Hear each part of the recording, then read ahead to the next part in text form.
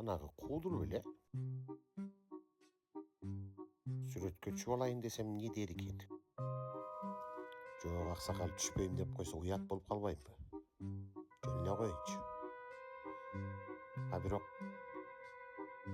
артист болгону менен бул деле адам да. Барып көрөйүнчү.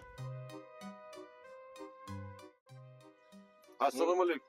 Алексо, Ve жанагы интернеттен улам эле чыгып алып, артисттердин арасында бир катын менен жашаган, бир эле мен деп мактанып аткан Абдилла сен да, мен Абдилла эмес, Абдулда. Абдулда, Абдулда.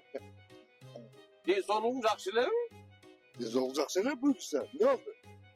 Эми ушунча жылдан бери бир катын менен жашаганыңы айтам да, сурап коеюн деп.